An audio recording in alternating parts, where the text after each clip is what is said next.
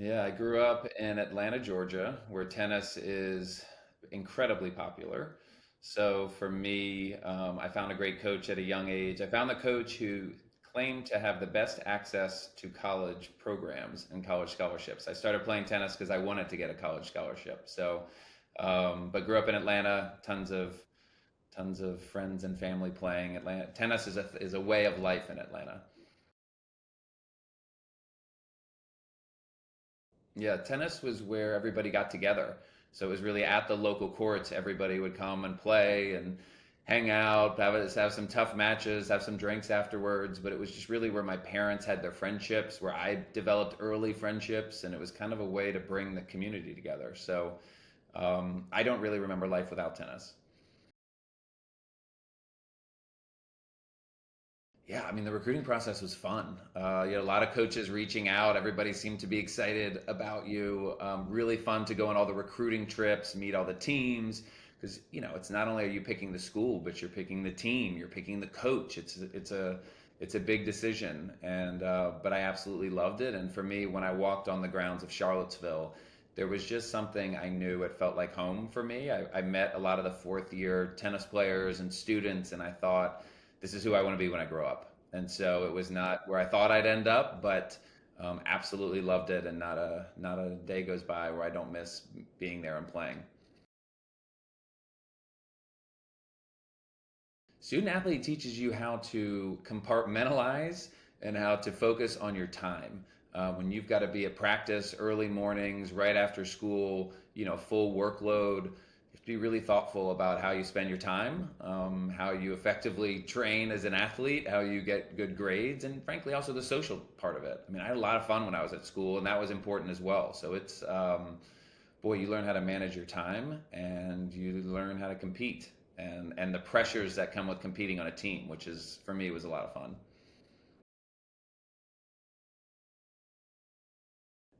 College tennis for me gave me a huge opportunity to mature, learn about my game, compete against people 4 and 5 years older, and taught me the tools of how to manage life off the tennis court as well. When you go out on the pro tour, it's tough. You're traveling 35, 40 weeks a year by yourself. How you manage your time, how you manage winning and losing. You lose a lot more in college, helped prepare me. I saw a lot of guys, frankly, better athletes, better players, really struggled out on the pro tour who could have learned a lot from playing college tennis. So for me, it was a incredibly important part of my pathway.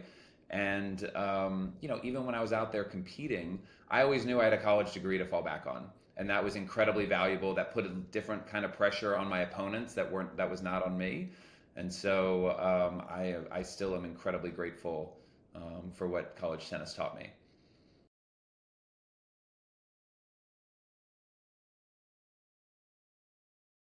Yeah, it's intimidating. I mean, here you are, a young junior, used to winning a lot of your matches, and now you're playing against somebody who's just more mature, physically stronger, more experienced. You just had never played people of that age and that physical on the court. So yeah, it was hard. It was tough.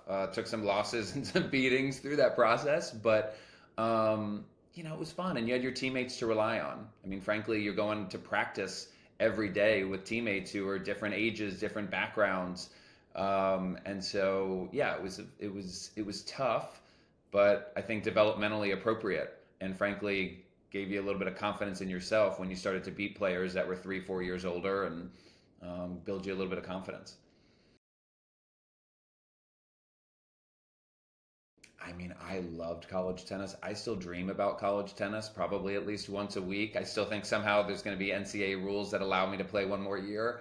Um, Listen, you have great memories playing at home in front of a big crowd and winning a big match. I certainly can think of one specifically. Probably my favorite moment, oddly, was playing at the NCAAs, playing at the University of Georgia, packed house, everybody. Here I am, I'm from Atlanta, and the entire crowd is rooting for a guy that didn't live in the United States. But to have that crowd excitement, enthusiasm at the NCAAs, all sort of screaming at me.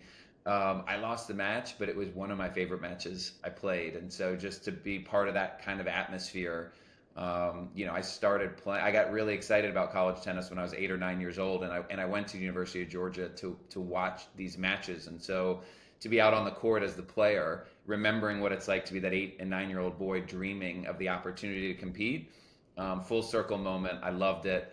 It was just a great, yeah. College tennis is the best.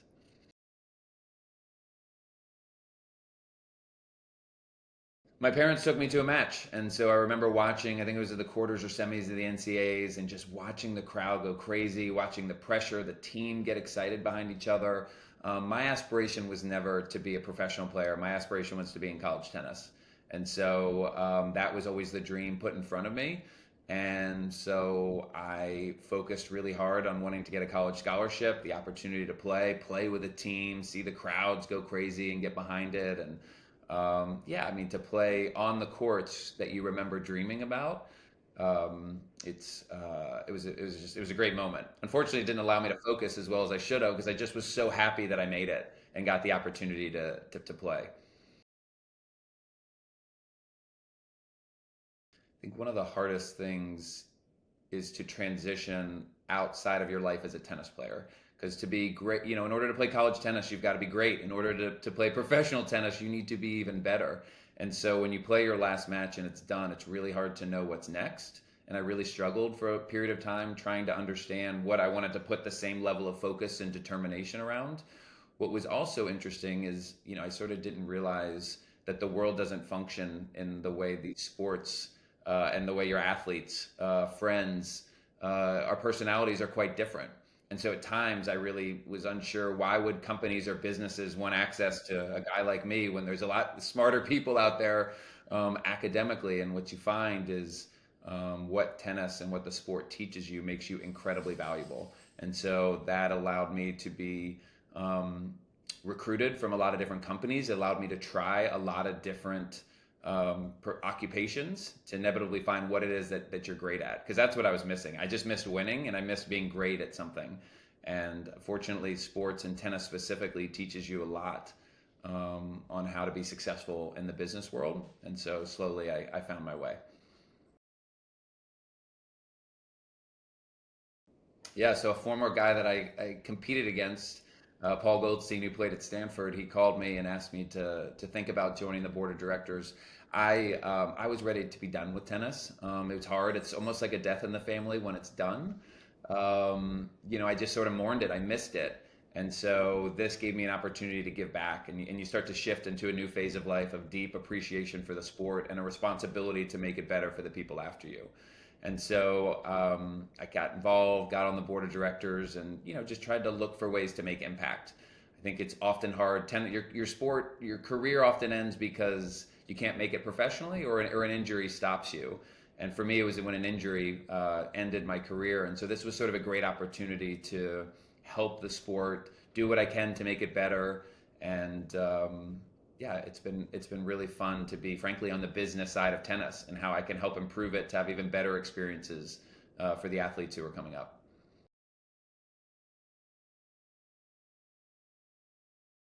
Tennis taught me to be a leader, and I am a massive introvert, so it's not something that comes natural. But I think the sport, there are just moments where you have to walk on court, potentially against somebody you're afraid you're going to lose to. Maybe it's in massive crowds. Maybe it's against playing Andre Agassi on center court in Australia with ESPN watching. Like there are moments where you just have to step up and have confidence in yourself. And I feel very fortunate that tennis exposed me to that. There were tough days, there were hard days, but there were great days. And I think it teaches you to be inherently comfortable in leadership and understand the importance of decision making and how to make great decisions.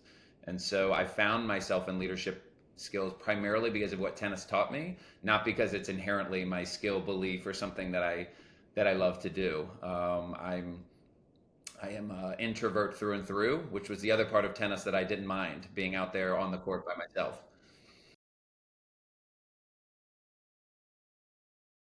Yeah, there's a lot happening right now across the sport of tennis. There's a lot happening in the collegiate space with NIL, what that's going to look like. There's a lot of transition in the professional ranks in the game. And there's a lot of work for us to focus on getting to 35 million players by 2035. There was a big, bold initiative thrown out there. And for me, the question is, okay, so how are we going to do it? What is the role? How do we make it more accessible for our youth to get into our sport? How do we ensure college tennis continues to thrive? What do our professional athletes need in order to start winning Grand Slams and to make it into the top 100 in the country? And I'm trying to be really thoughtful from a long range perspective on how we provide the tools, the resources, the financials in order to do that. And that really comes with a long term operating plan. And for us, because our governance system does change every 2 years, I'm really trying to set good business principles and what's a bold ambition for the organization. And so, yes, we want the US Open to continue to succeed. Yes, we've seen 49% growth in participation over the last 5 years, but what does the US Open look, 10 years from now? How do we make that even better? How do we make even another 8, 9, 10 million people pick up our sport and feel welcome in it? So a lot happening, a lot to do, but I'm going to go as hard as I can, be as competitive as I can, as long as I've got the seat. Listen, I just love the sport of tennis, and I didn't always love it. It was incredibly frustrating at different moments. But when you get to this age and you understand what the sport has given you, both in terms of firsthand experience, but also tools and gifts that come with it, I just would love to see more people playing. And I would love to, any of the heartache and tough experiences that my families did have, I'd love to find a way for the generation after me not to have to deal with it. So that's the part that makes it fun. But I never envisioned a world where I could get paid and have fun being around a sport that I love. Just never saw it. And so for me, being in this position and getting paid to do something that I genuinely would do for free, it's hard to explain, but it just feels. I'm really excited to be able to give back in the sport in this way, so that when it's time to go and my time has come, just a way to say thank you to a sport that has given me more than I deserve. Well, I just don't think college tennis has enough visibility at the moment. When you go to a college tennis match, it's an incredible product. I still get nervous watching college tennis, frankly, and I think it's really hard to find. I don't think a lot of people know about it. So I don't think the visibility of college tennis is where it needs to be. I don't think it's presented in a way that's clear when you're maybe at home or not watching it in person. Because when you go and feel the momentum shifts and you see how much the players care and what it's like to be a part of a team, it is such a different experience than what you're used to with tennis, where you're just there rooting for one person or maybe a doubles team. Like, it's just to see the whole campus get behind it, to see it's a really strong product that a lot of people don't understand.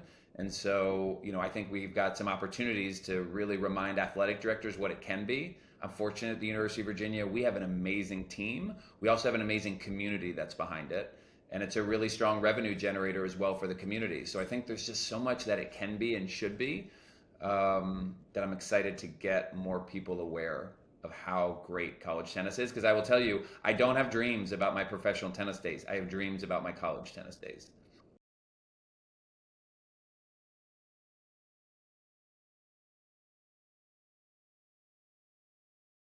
Yeah, this wasn't the case back when I was playing. It was quite unusual for me to go the collegiate path. But today we've got 35 main draw participants at Wimbledon that came from the collegiate space. So it is very much a high performance opportunity to grow your game.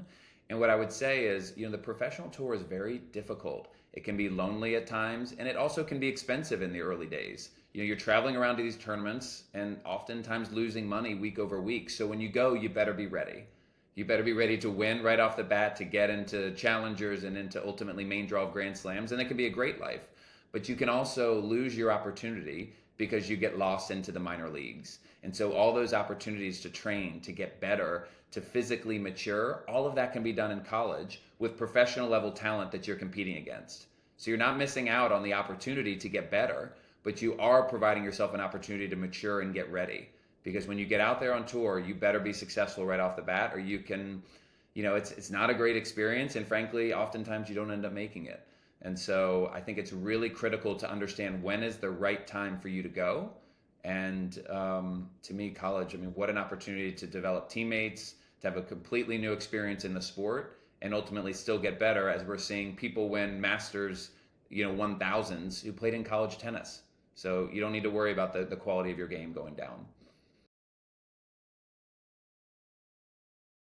Listen, I think back when I played, the belief was if you go to college tennis, you're sort of giving away the opportunity. And you needed to play, you needed professional matches starting at 18, 19 years old. And frankly, one of the early reasons I came back to the USTA is I wanted to continue to dispel that myth because I was able to be quite successful the second I left college tennis, and I felt it made me more prepared. And I think it's become even more and more popular as careers have extended, because the belief at the time was your career ends around 28, 29, and you can't give up those 3 or 4 years. Now careers are getting longer. We're thinking about physical health and wellness, mental health and wellness differently, which allows you to go longer. And so what was once, I was sort of the outlier, myself and Paul Goldstein, we were the only players in the top 100 in the world with a college degree. Now you're starting to see main draw players of all the Grand Slams coming through the collegiate pathway. And so it's exciting to feel like we're seeing that level of change, for me at least, from the 20 plus years ago, back when I was playing, back when it was considered more controversial that somebody who was a successful junior would miss out on the opportunity to play pro earlier. I saw a lot of my peers who were better than me in the juniors play professionally and crash out when they could have gone to college, had a great career, and went on to frankly probably be better professionals. But it's hard when you're losing week on week and not ready for the moment that professional tennis ultimately requires. I think we're at a really unique time. College tennis has been sort of the format, incremental changes, but in light of this House settlement, in light of what's happening in NIL, to me this is a really interesting time to reimagine the relationship with the USTA and the ITA. It's an interesting time to reevaluate the college tennis product. How do we make it better? How do we make it more visible? Our sport often thrives on very small incremental changes, and I think this is a big deal and has massive consequences. And what we can't have happen is schools getting rid of their college tennis programs. There's too much that tennis provides for these communities and can and should if directed the right way. So I think it's a really great opportunity to pull the stakeholders together, think strategically, think long term, and understand the importance of college tennis in our ecosystem, both for our juniors, collegiate players, and our professional. It's a good question. It's hard to say, what are you most proud of? I mean, I'm incredibly proud of things that I accomplished on the tennis court. There are wins that I have that I still cannot believe I have. It gave me the guts and courage that I never thought I would have. Tennis has given me relationships with people over 40 plus years. Some that were in the, groomsmen in my wedding. It's just the attributes that this sport teaches you has found me in moments in my life that I still can't believe. I can't believe I'm the chairman and president of the USTA. I have no idea how I got there. I have no idea how I had some of those wins on tour. I have no idea how I've found leadership positions in private equity companies. But I'm very clear on the fact that I would never have achieved any of it without the sport of tennis. You can't always draw a linear path to that. But I am so thankful, and it's why I hope my kids get involved in the sport. I think it's just, there's so many intangible benefits that I have been fortunate to receive, that I'm just, committed to giving back in every way I can. I think college tennis has so much potential. I think it can really drive incredible communities as they come together and follow the matches. I think there are ways to activate the youth around kids and tournaments and camps and ways to bring the college that way. I think, and I care so much about it because when you have a great community around college tennis, it is really fun to be an athlete. And I get jealous seeing the student athletes competing in front of packed crowds with communities that lock in and really understand the sport. So yes, I love UVA because it's a great powerhouse institution, winning national championships. But what I love the most is seeing the community thrive around it. And so what I hope is that we use this opportunity. Yes, college programs getting better and winning, that's great. But I mostly think about the experiences I want to provide for those student athletes, because junior tennis is tough and there is no greater reward than college tennis. and we got to make great communities, that great experiences that athletic directors understand. That's not quite hard to do, can be revenue generators, but more importantly for me, I probably live vicariously through those athletes. I love seeing college tennis in person.